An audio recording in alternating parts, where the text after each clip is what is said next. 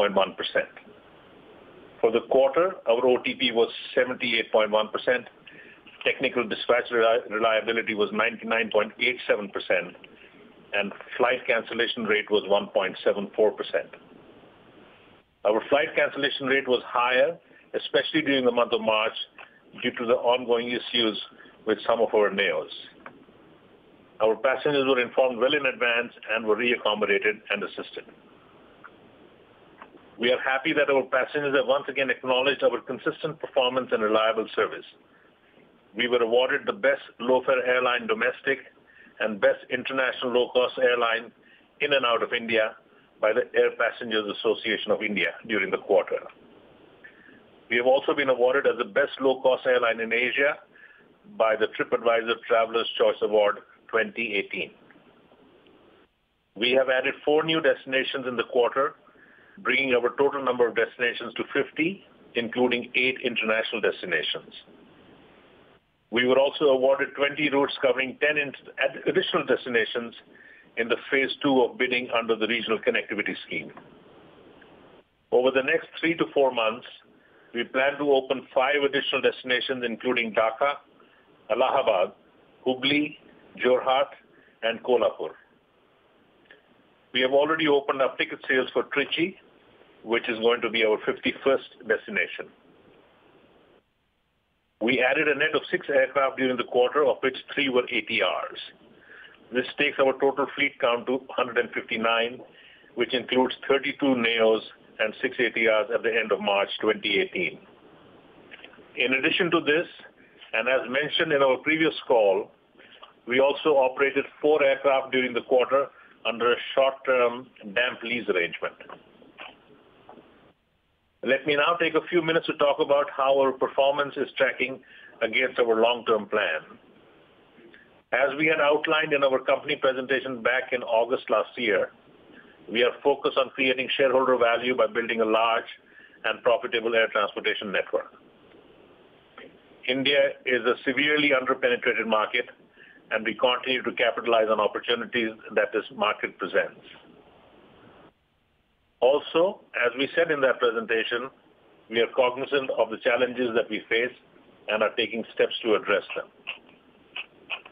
We spoke about building upon our domestic leadership.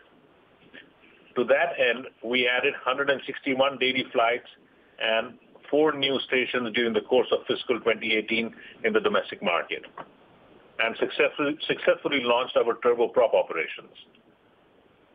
We also substantially increased our international operations, whereby our current share of international operations is 15% of our total capacity as compared to 11% 1 year ago. We have also started executing on the financing strategy, which we had discussed previously, with the objective of to lower our aircraft ownership costs going forward.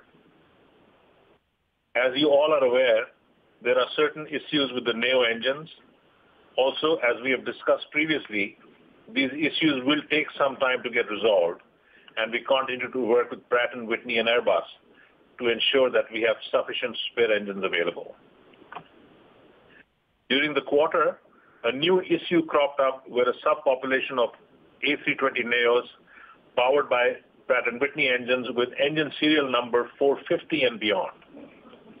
This led to the grounding of some of these aircraft by the Indian DGCA. As we received new engines from Pratt & Whitney, we have replaced all the affected engines, and these planes are now back in service. We have been continuously putting in place the building blocks for our future plans. A key element of this is to build a talent pool with deep functional expertise that will be able to successfully execute on our long-term plan. As part of this effort, I'm delighted that we have new leaders joining the team.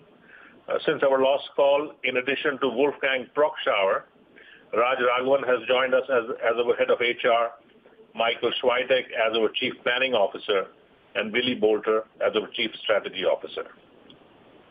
With this, let me hand over the call to Rohit for an overview of our financials. Thank you. Thank you, Rahul, and good evening, everyone. As Rahul mentioned, we reported record profitability for the year with a 35.1% growth in profits compared to last year. We reported a profit after tax of 22.4 billion rupees with a profit margin of 9.7% for the year compared to a profit after tax of 16.6 billion rupees with a profit margin of 8.9% last year. Our EBITDA for the year was 66.8 billion rupees with an EBITDA margin of 29% compared to an EBITDA of 54.4 billion rupees with an EBITDA margin of 29.3% last year. For the quarter ended March 2018, we reported a profit after tax of 1.2 billion rupees with an after-tax profit margin of 2% compared to a profit after tax of 4.4 billion rupees with an after-tax profit margin of 9.1% during the same period last year. We reported an EBITDA of 11.3 billion rupees with an EBITDA margin of 19.5% compared to an EBITDA of 14.5 billion rupees with an EBITDA margin of 29.9% during the same period last year. As we had said in the last few quarters, we also received credits from our manufacturers this quarter to offset some of the adverse impact from aircraft groundings and delivery delays. Our profits for the quarter were lower compared to the same period last year, primarily because of three reasons. One, the fuel price increased by 11.6%. Two, our yields declined by 5.6%. And three, we were adversely impacted by foreign exchange. We booked a loss of 925 million rupees this quarter compared to a gain of 1.6 billion rupees in the same period last year. Just the foreign exchange impact resulted in a year-over-year swing of 2.5 billion rupees for the quarter. Our earnings per share were 3.06 rupees for the quarter and 60.03 rupees for the full year. Our total capacity for the year was 63.5 billion ASKs, an increase of 16.4% compared to the same period last year. Our total capacity for the fourth quarter was 17.1 billion ASKs, an increase of 20.9% compared to the same period last year.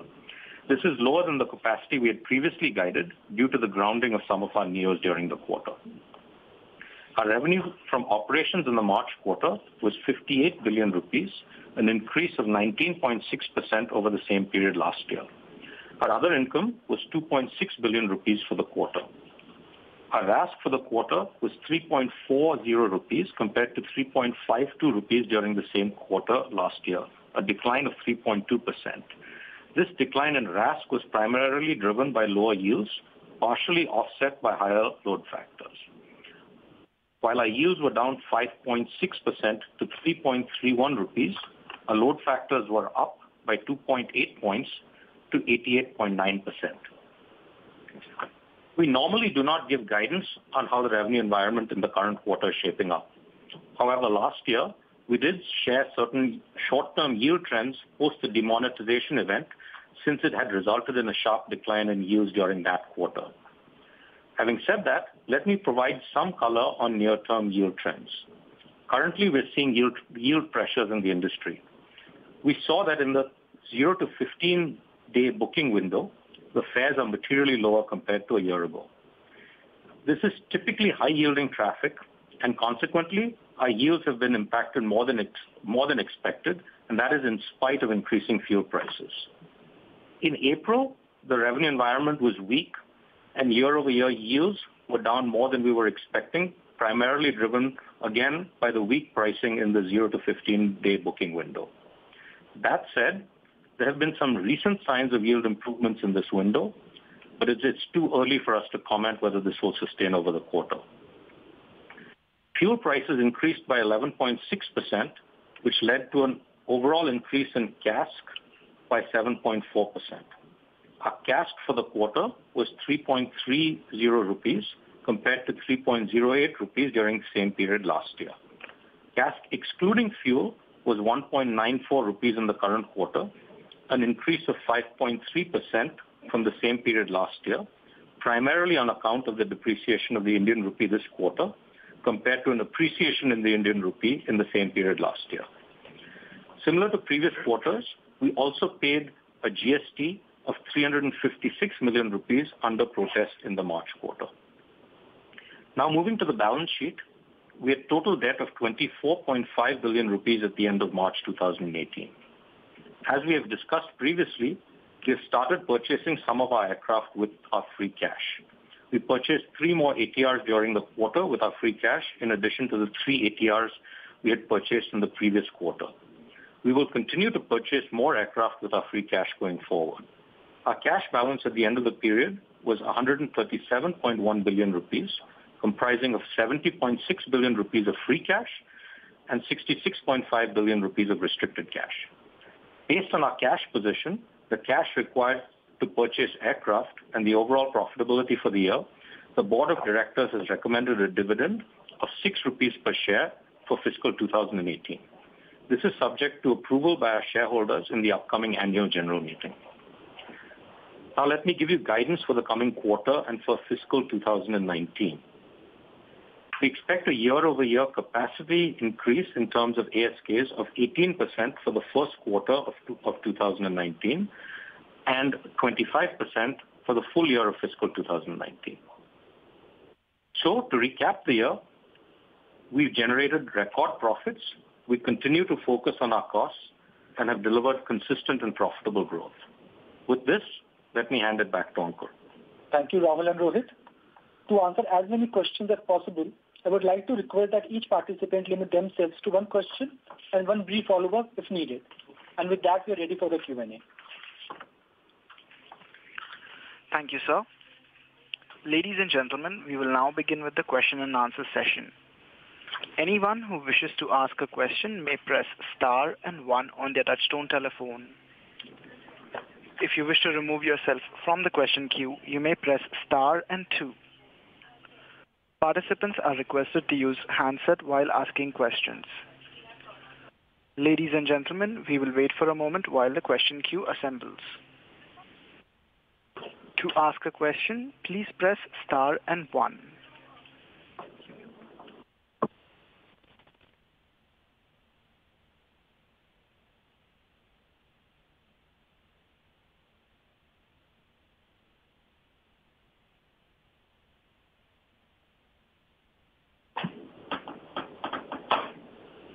The first question is from the line of Binay from Morgan Stanley. Please go ahead. Hi team, thanks for the opportunity.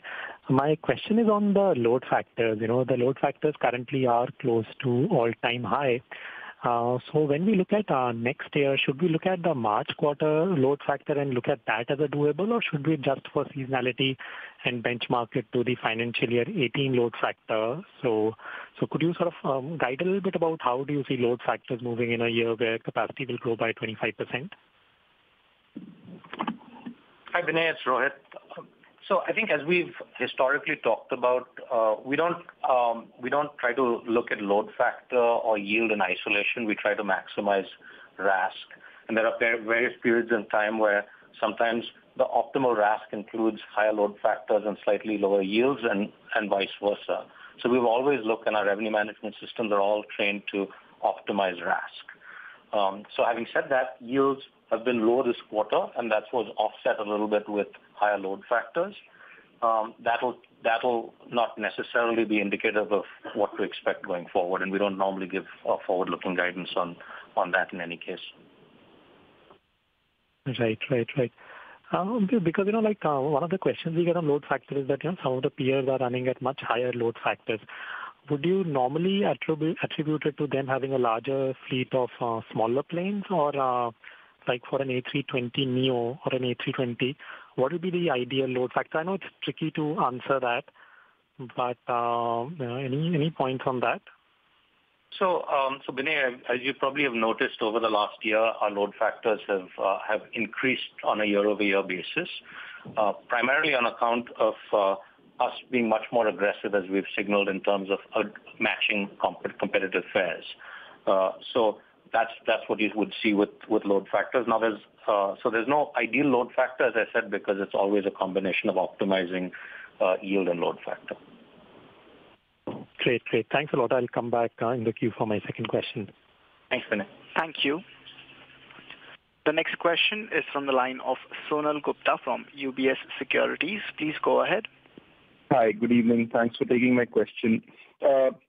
Rohit, just want to understand, I mean, like, again, taking load factors are at on all-time high. Your load factors are running close to 88%, and still we're seeing the yields drop. So I just want to understand, I mean, in terms of how, like you, I mean, even for the industry as a whole, it's not just you, the whole industry is running at all-time high load factors, and still we're facing this yield pressure. So could you just explain us, I mean, why this should, I mean, ideally you would think that at such high capacity utilization levels, you could actually start seeing it the other way, over and above the fuel price increase. But it's going the other way. So can you just explain the phenomena and just what you think? Sure. So clearly we're not happy with what's going on in the industry with respect to yields, especially with respect to close-in bookings.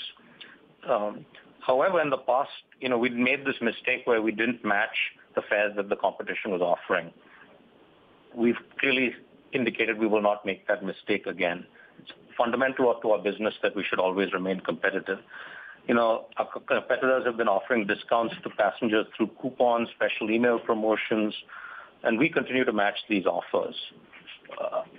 At the end of the day, our perspective is the revenue environment can always remain volatile, but we remain focused on our cost. And our cost structure is the lowest in the industry, and that provides us the cushion to withstand these short-term pressures. Now, we feel these fare levels, especially with today's fuel price levels, or in the light of the fuel price levels, these fare levels are just not sustainable. And that's why, again, our lowest cost structure gives us that cushion to withstand the short-term volatility. Rahul, anything you want to add? Well, I agree with the entirety. Sorry, if I could just clarify on the 0 to 15 booking window. Sorry to interrupt, Mr. Sanal Gupta, but your voice is breaking, so if you could just... Can you hear me? I'm sorry, I'm in a slightly bad coverage area, so... Yeah, please go ahead, sir. Thank you.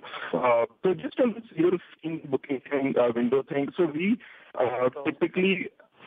Sonal, I think maybe you can go back into the queue and join when you're, and we'll take your question. Sure. Thanks. No problem. Thank you. Thank you.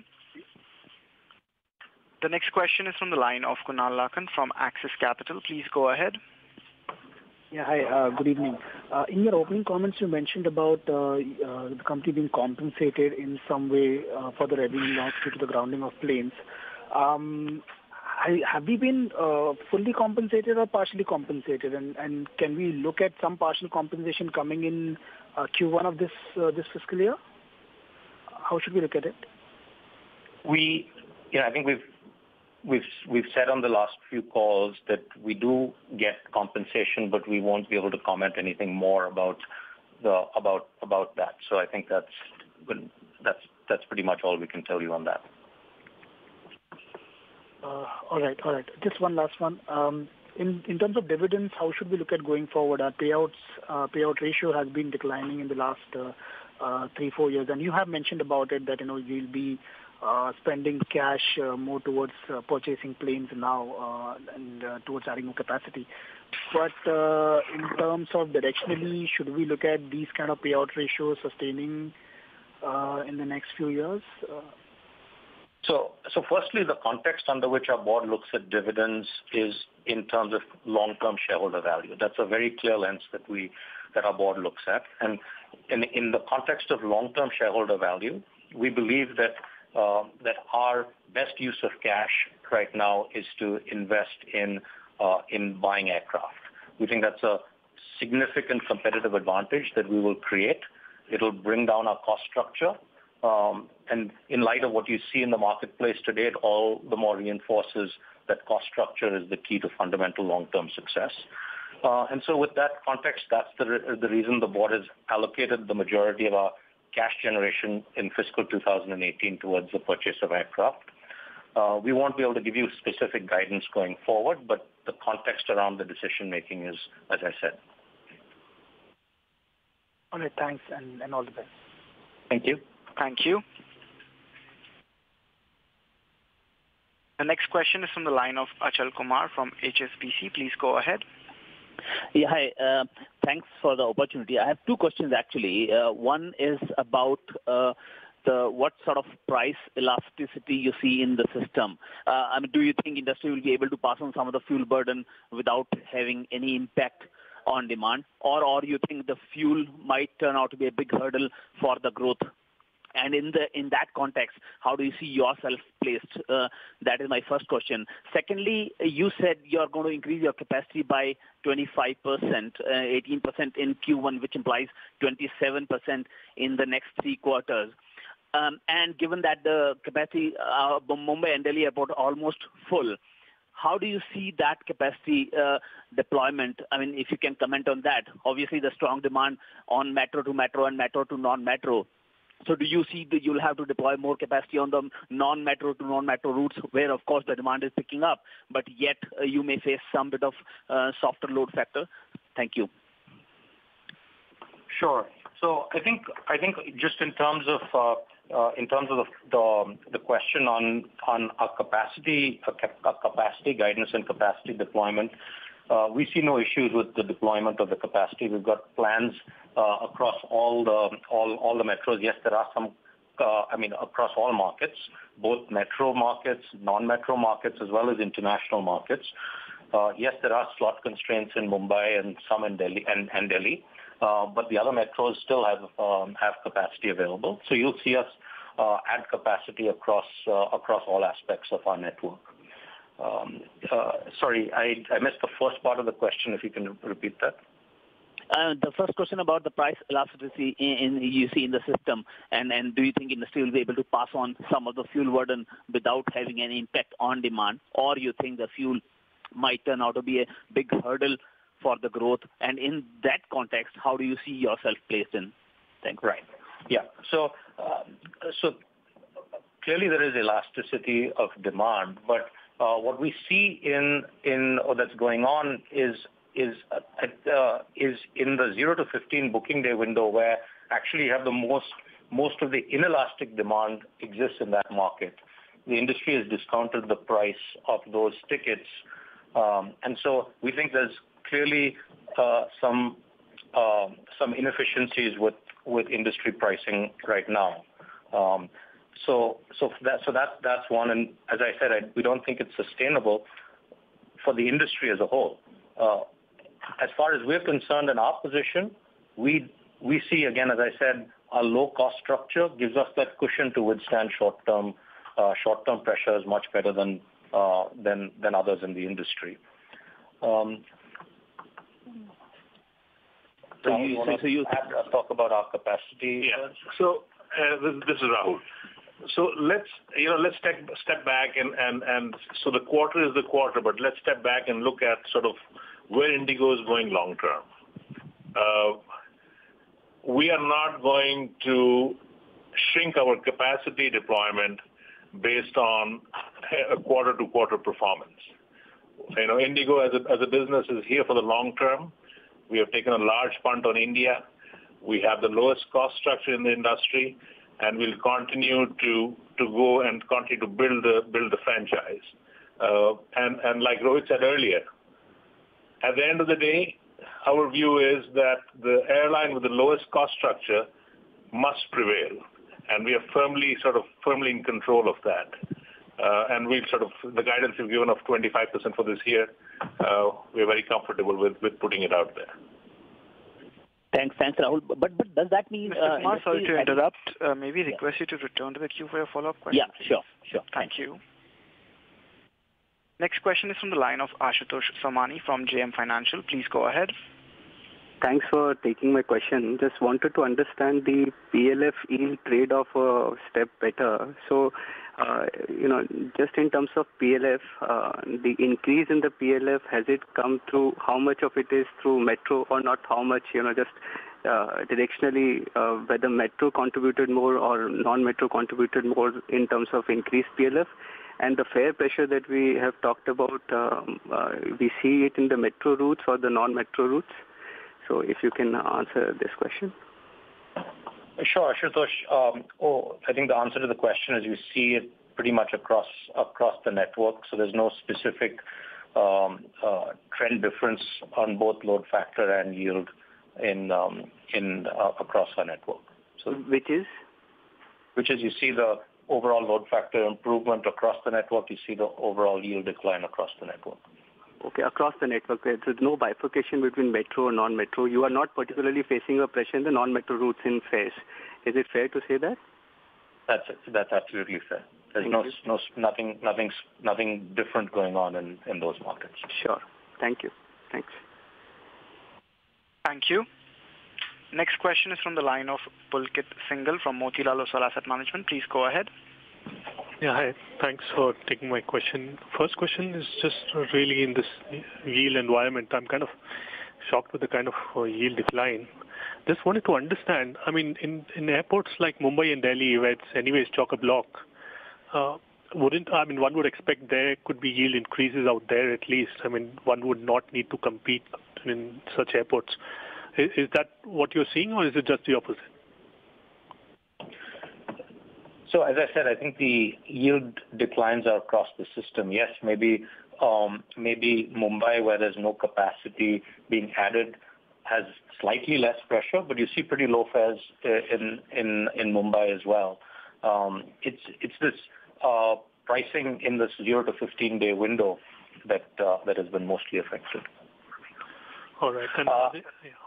Having said that, as I said earlier in the prepared remarks, we have seen some firming up of these yields in the 0 to 15-day window over the last week or so. But we said it's too early to say whether that trend will continue. But we have seen some firming up of this in the last week or so.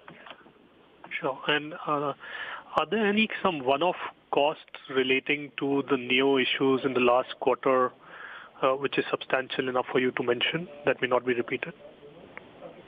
No, there's nothing that we need to mention on that. Got it. Thank you.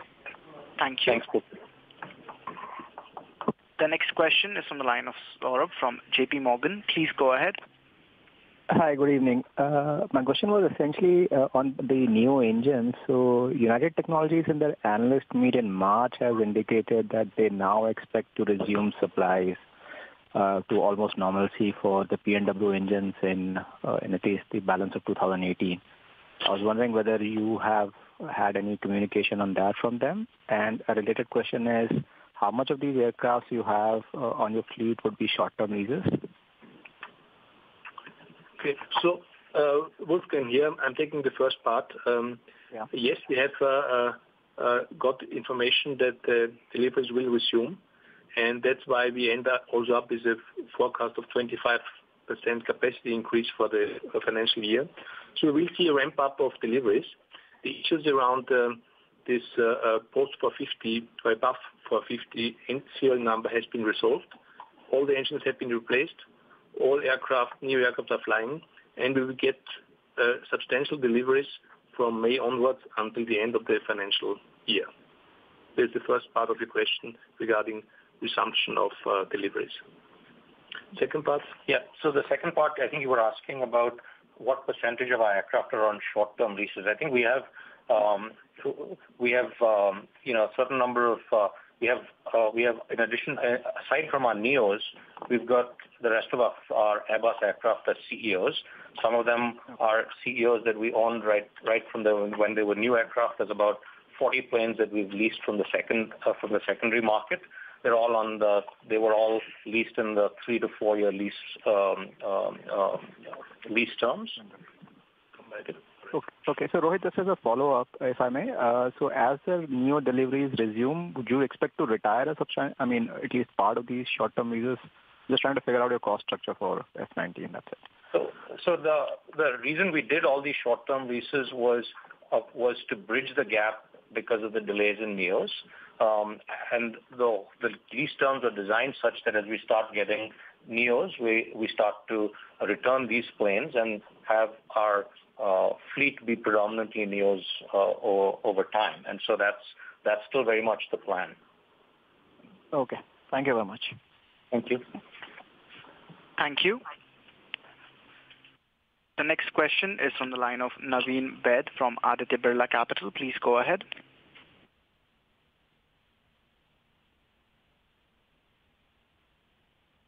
Mr. Naveen Baid, your line has been unmuted. You may go ahead with your question, please.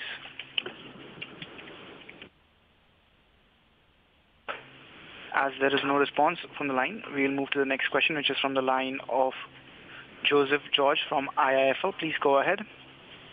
Thank you for the opportunity. My question is in relation to the impact that the flight cancellations in March had on your yields.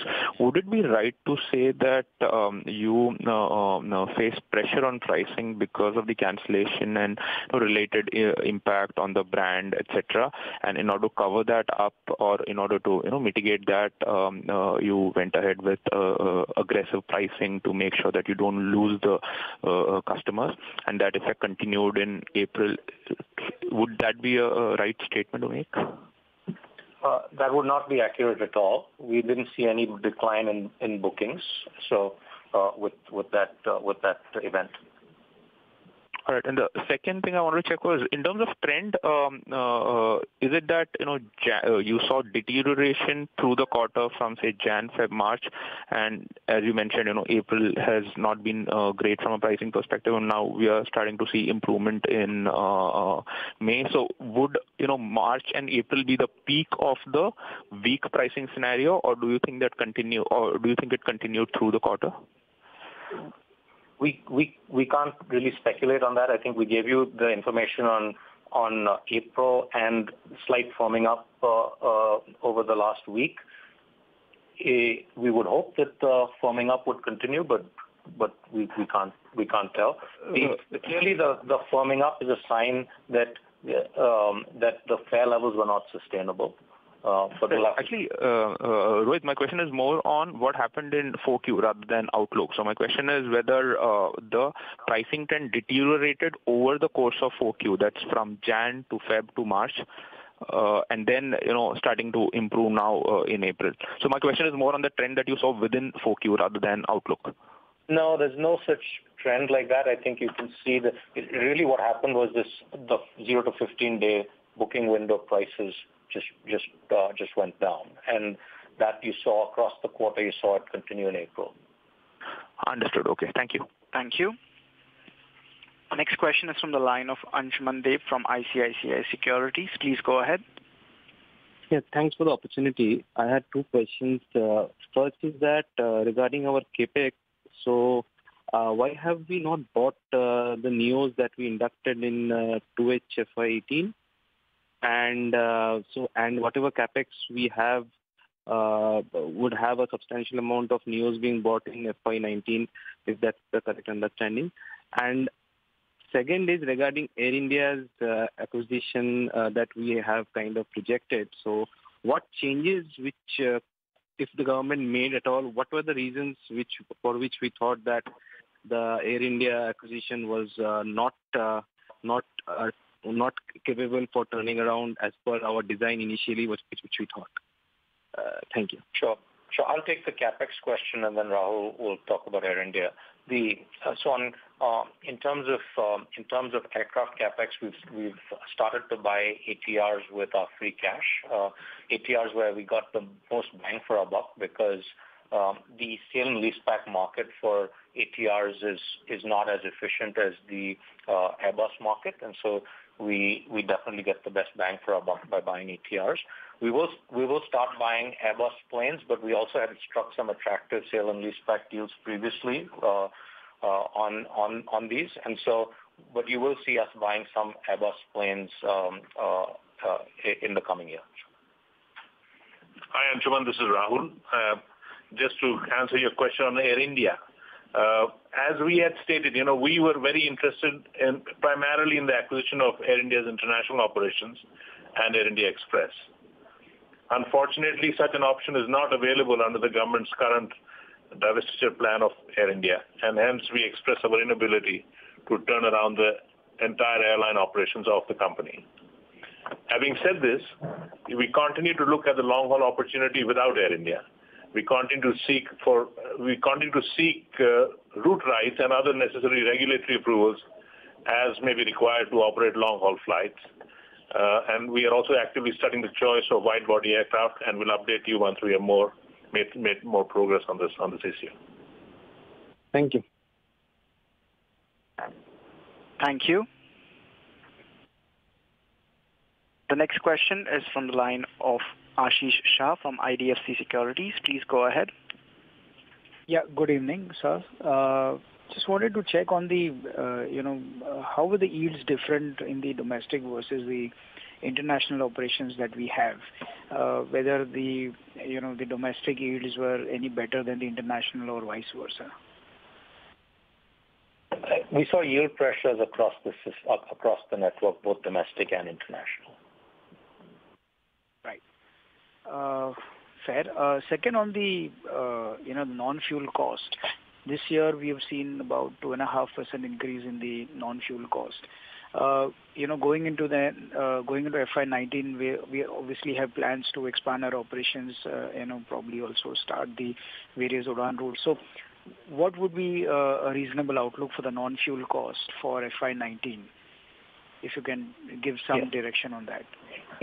So we don't give specific guidance going forward. All I can tell you is that we manage our costs very tightly. We're very aggressive at looking at how to control our costs and offset inflationary pressures that you inevitably get.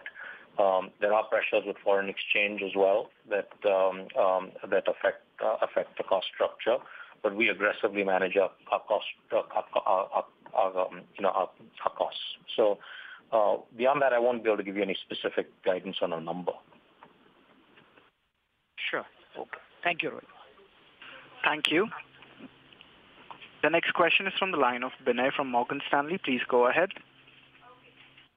Hi, team. Thanks for the opportunity.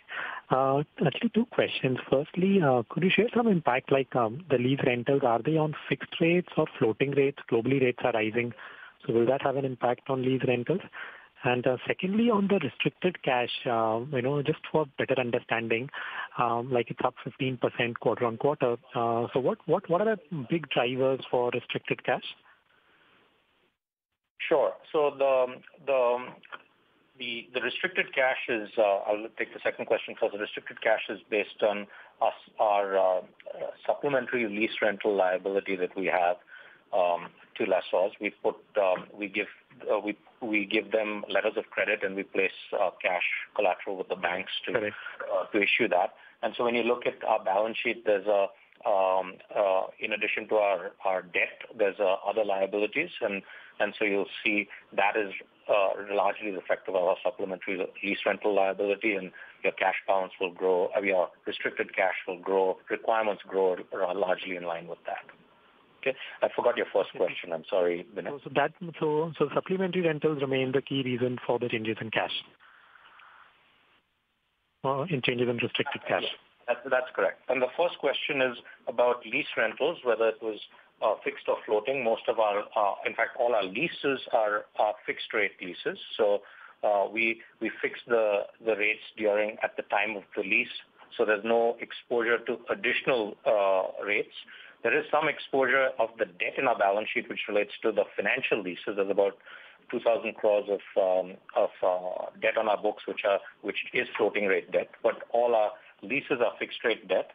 Now, having said that, new leases that we get those rates are set at the time we sign the lease agreements, and those get exposed to new rates. But the old leases don't get marked up. Don't get marked up because they're fixed rate.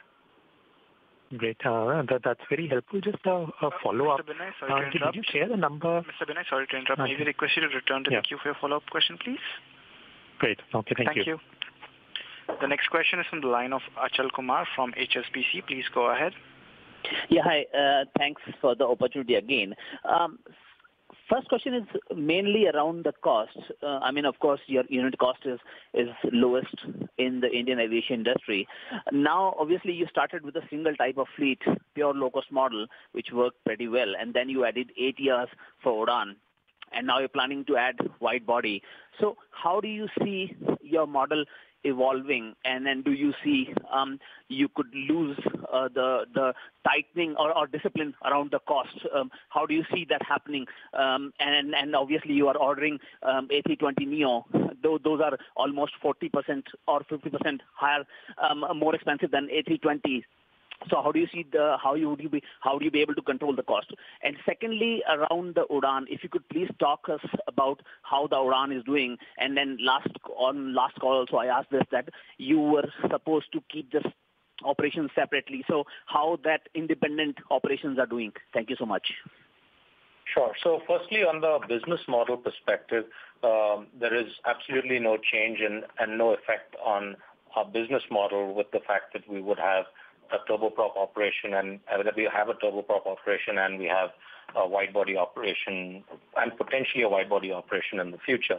The key is in a particular market to have a single fleet type and have the cost efficiencies associated with that fleet type and have the best cost structure in the market.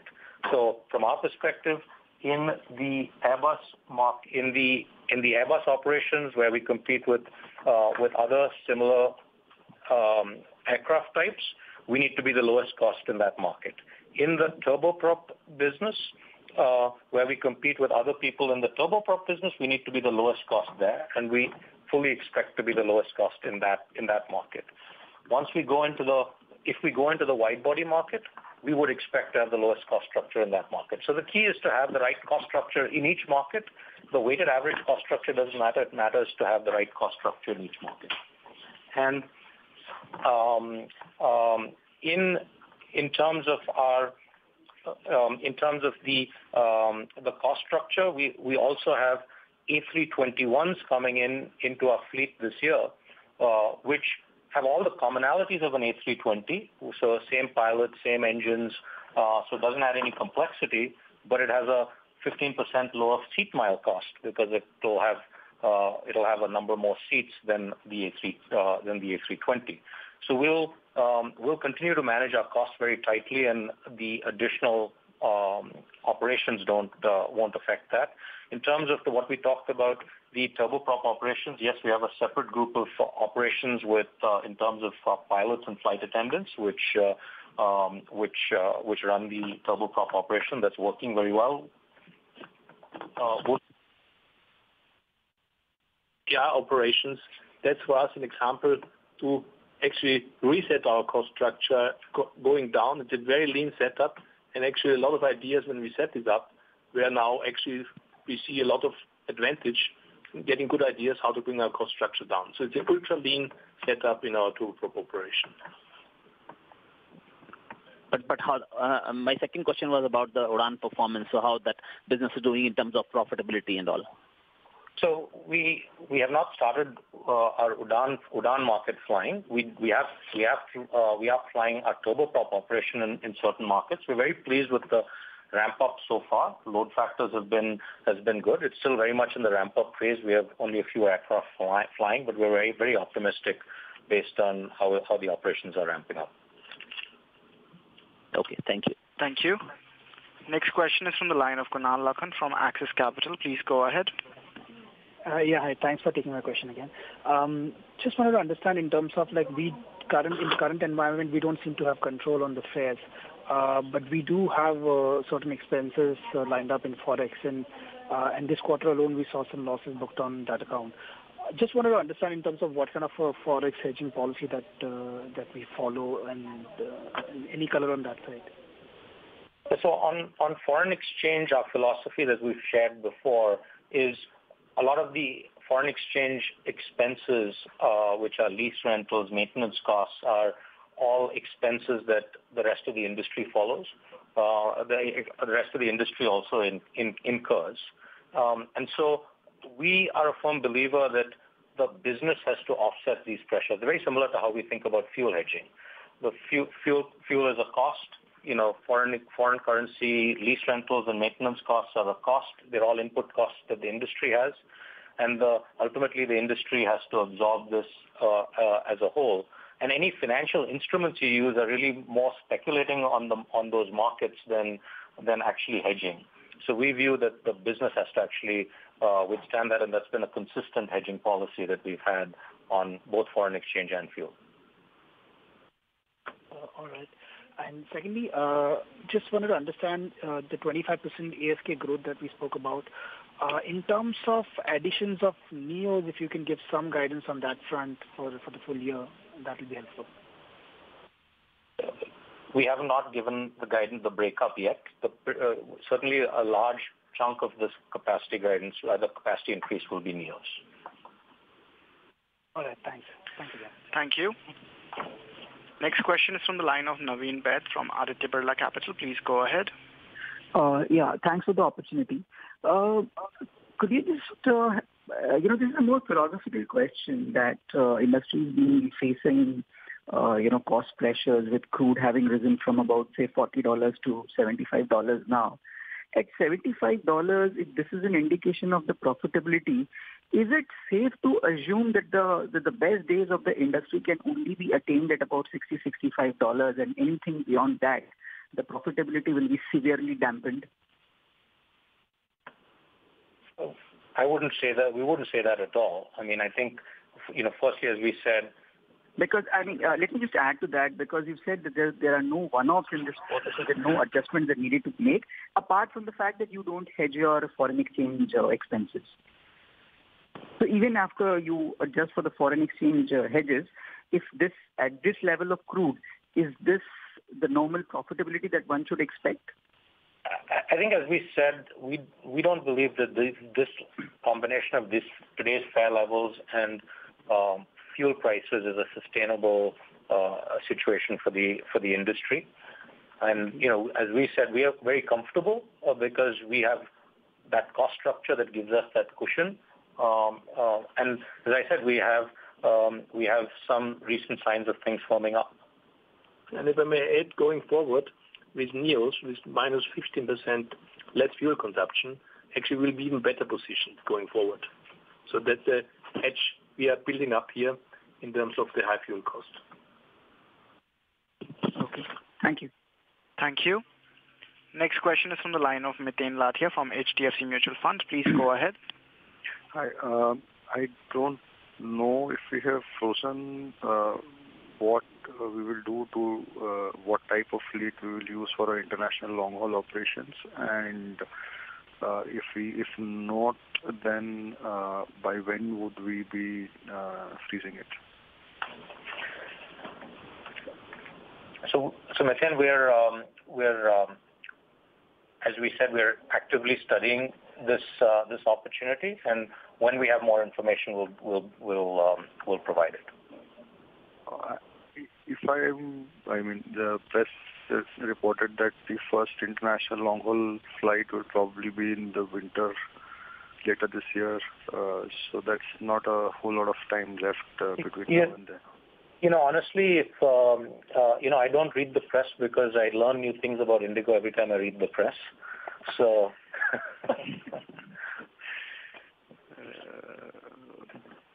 Fine. So we'll update you when we have more information to share.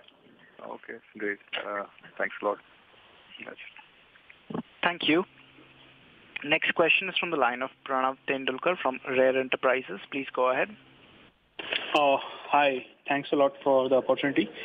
Sir, could you please compare cost per available kilometer for various models that you have? So, for example, the new 3 ATRs that you have hired or bought?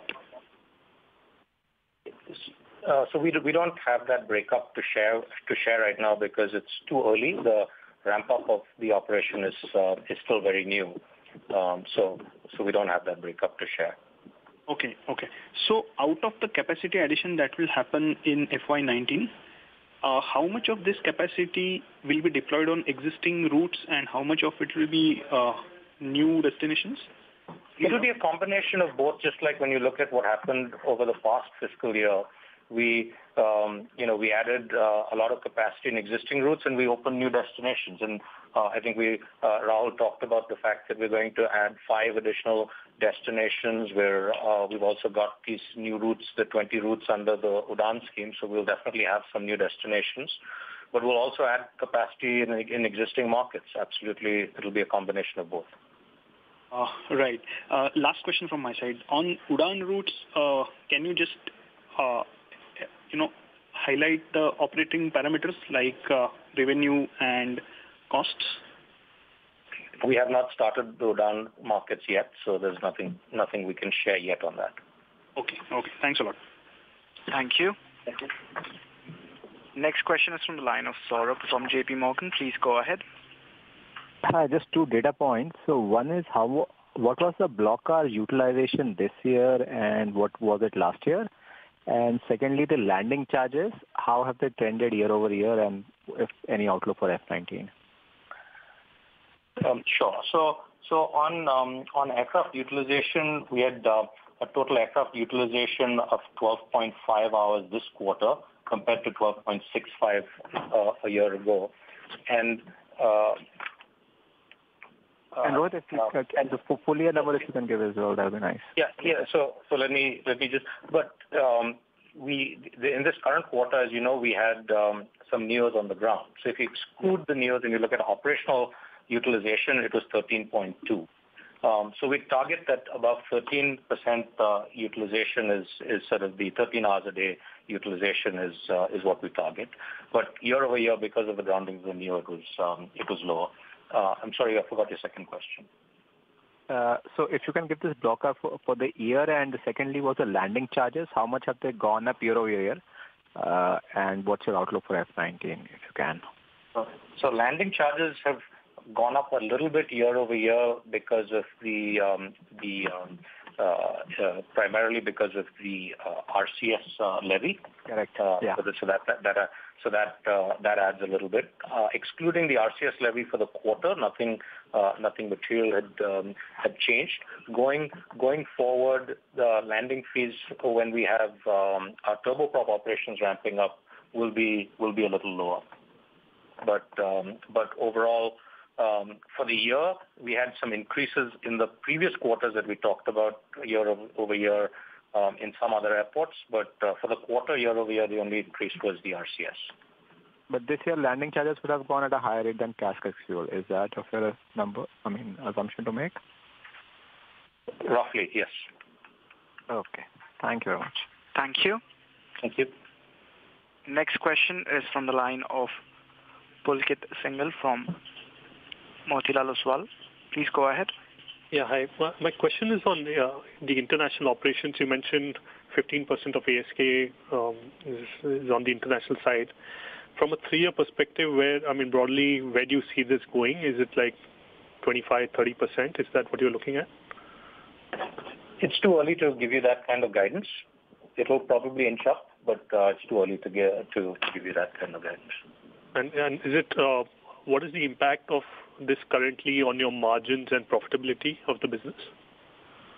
No, as we said, we manage our business based on where the opportunities are to fly. Not, the short haul international we view just like domestic. It just incidentally crosses a geographic border. So we look at optimizing the network and the markets based on the opportunity. So we don't view this any differently. Long haul would be obviously looked at slightly differently, but the short haul international is just an extension of domestic. Okay. Lastly, the long haul, is it fair to assume it would require a certain amount of investment period or gestation period before it becomes profitable? The kind of competition out there is a lot different than competing with the Indian carriers in India. Pulkit, this is Rahul. Like we said earlier, there's a lot of work going on internally on this whole opportunity. And, when we are ready to share the details, we would do so. And more than that, we are not able to share anything at this time. Understood. Thank you. Thank you.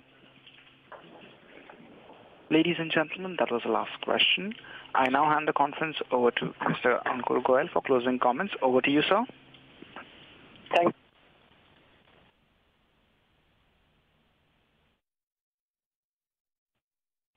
Mr. Goel, we are not...